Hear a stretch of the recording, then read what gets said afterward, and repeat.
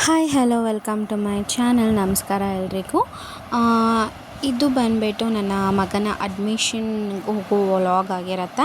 So ನಾನು ಬೆಳಗ್ಗೆ ಅವಲಕ್ಕಿ ಮಾಡಿರೋದ್ರಿಂದ ಅವಲಕ್ಕಿ ಉಪ್ಪಿಟ್ಟು ಅಂತ ಬೆಂಗಳೂರಲ್ಲಿ ಕರೀತಾರೆ, ಬಟ್ ಅವಲಕ್ಕಿ ಅಂತ ನಾವು ನಾರ್ಮಲಾಗಿ ಕರಿತೀವಿ.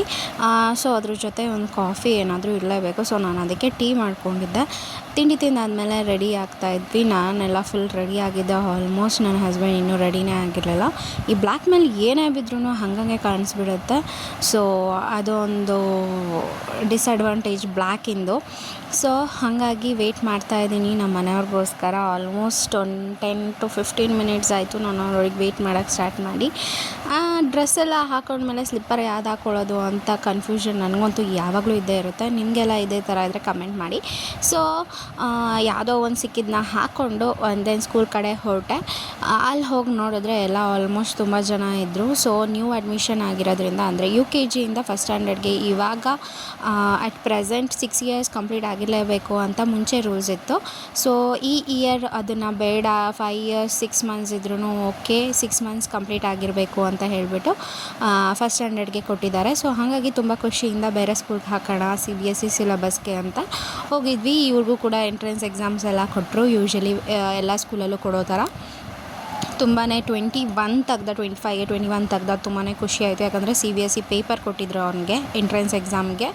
ಆ್ಯಂಡ್ ಯೂನಿಫಾರ್ಮ್ ಮೆಷರ್ಮೆಂಟು ಇವತ್ತೇ ಕೊಡಿ ಅಂತ ಹೇಳಿದ್ರು. ಸೊ ನಾವು ಅಡ್ಮಿಷನ್ ಮಾಡಿಸ್ಬಿಟ್ಟು ಯೂನಿಫಾರ್ಮ್ ಮೆಷರ್ಮೆಂಟ್ ಕೊಟ್ಟು ಮನೆಗೆ ಬರೋ ಅಷ್ಟೊತ್ತಿಗಾಗಲೇ 3 o'clock ಆಗಿತ್ತು, 3:30 ಅಂತಲೇ ಹೇಳ್ಬೋದು. ಸೊ ಹಾಗಾಗಿ ಊಟ ಮಾಡಿದ್ರೆ ಸ್ವಲ್ಪ ಡೈಜೆಷನ್ ಕಮ್ಮಿ ಆಗ್ಬೋದು ಅಂತ ಅಂದ್ಬಿಟ್ಟು ಫ್ರೂಟ್ಸ್ ಅಷ್ಟೇ ತಿಂದ್ಬಿಟ್ಟು ಇವನಿಗೆ ಸೈಕಲ್ನ ಪ್ರಾಕ್ಟೀಸ್ ಮಾಡ್ಸೋಕ್ಕೆ ಹೋಗಿದ್ವಿ. ಇವನಿಗೆ ಸೈಡ್ ವೀಲ್ ಇತ್ತು ಇಷ್ಟು ದಿನ, ಇವಾಗ ಸೈಡ್ ವೀಲ್ ಇರಲಿಲ್ಲ. ಸೊ ಹಾಗಾಗಿ ಅವನಿಗೆ 2 days ಅಷ್ಟೇ ಪ್ರಾಕ್ಟೀಸ್ ಮಾಡ್ದೆ. ಆ್ಯಂಡ್ ಅವ್ನ ಪಾಡಿಗೆ ಅವ್ನು ಹೊಡಿಯೋಕ್ಕೆ ಸ್ಟಾರ್ಟ್ ಮಾಡ್ದ.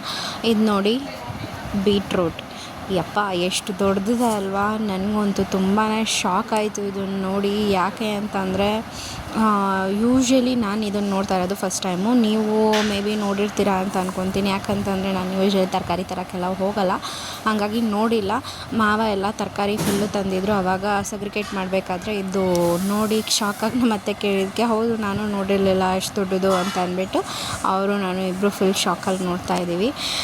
ಆಮೇಲೆ ಸಾಯಂಕಾಲ ನರ್ಗಿಸ್ ಮಂಡಕ್ಕಿ ಮಾಡ್ಕೊಂಡಿದ್ದೆ. ನಮ್ಮೂರಲ್ಲಿ ಯೂಶ್ವಲಿ ಯಾವಾಗಲೂ ಮಂಡಕ್ಕಿ ತಿಂತಾನೆ ಇರ್ತೀನಿ, ದಾವಣಗೆರೆ ಆಗಿರೋದ್ರಿಂದ.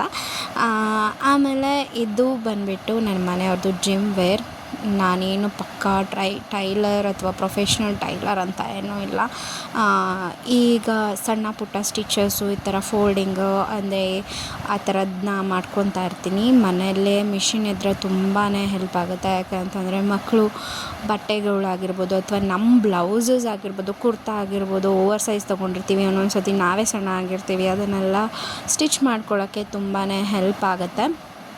ಹಾಗಾಗಿ ನಾನು ಇದನ್ನು ಮನೆಯಲ್ಲೇ ಮಾಡ್ಕೊತೀನಿ, ಚಿಕ್ಕ ಪುಟ್ಟದೆಲ್ಲ ಮನೆಯಲ್ಲೇ ಮಾಡ್ಕೊತಾ ಇದ್ದೀನಿ. ಕುರ್ತಾ ಟಾಪ್ ಹೊಲಿಯೋಕ್ಕೆ ಬರುತ್ತೆ ಅಷ್ಟೇ, ಅದು ಪರ್ಫೆಕ್ಟಾಗೆಲ್ಲ ಬರೋದಿಲ್ಲ. ಏನು ನಾರ್ಮಲಾಗಿ ಸ್ಕ್ವಯರ್ ನೆಕ್, ಯು ನೆಕ್ ಇಟ್ಟರೆ ಅಷ್ಟೇ ಬರೋದು.